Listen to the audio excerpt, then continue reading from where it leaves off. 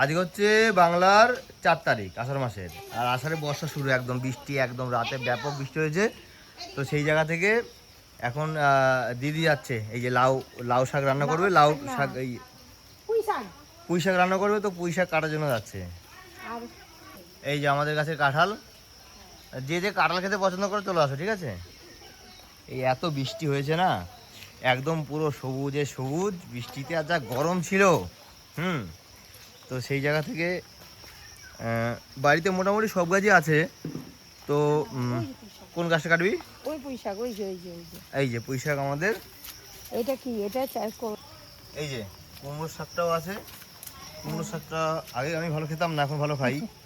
পুঁই শাক লক্ষ লক্ষ ডাগা। এই যে পুঁই শাক, তো পুঁই শাকটা ডগাগুলো কাটতে হয়, ডগাগুলো কেটে নিচ্ছে।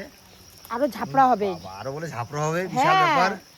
পুঁই শাক ডগা কাটার তো পর যাই হোক, এই যে পুঁই শাক কাটা হচ্ছে, এরপরে পরবর্তী রান্না বান্না কি করে হচ্ছে সেগুলো সবকিছু দেখানো হবে। তো আর যার যার পুঁই শাক খেতে ভালো লাগে অবশ্যই কমেন্ট করবেন, ঠিক আছে।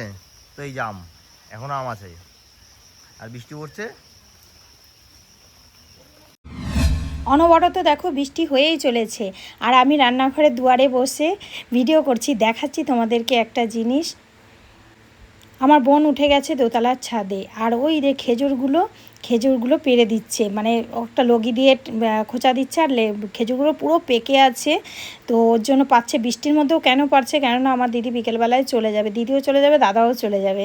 তো এই খেজুর, আম, জাম, তারপর আমরা তোমাদের দেখাচ্ছি কত আমরা, সব কিছু ওরা কিন্তু নিয়েছে। শুধু কাঁঠালটা নিতে পারিনি, কেন বলো তো, কাঁঠালটা ওয়েট বেশি বইতে পারবে না, তার জন্য নিতে পারেনি। আর সব দেখো কত খেজুর কুড়িয়ে এনেছে। তারপর আমাদের খাওয়া দাওয়া কি করছি একটু দেখে নাও, স্পেশাল খাওয়া দাওয়া আজকে আমাদের মেনুতে।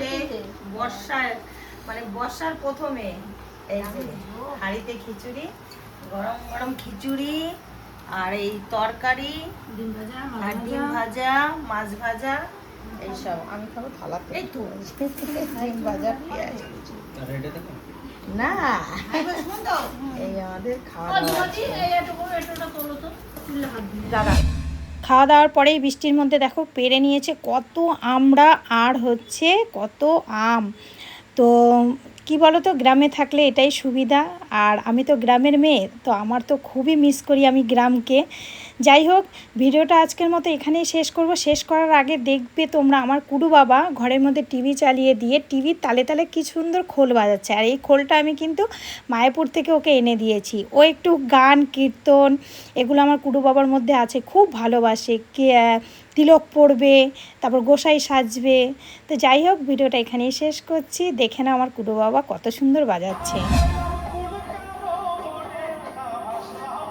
বাজাও বাজাও, এই তো হচ্ছে, তো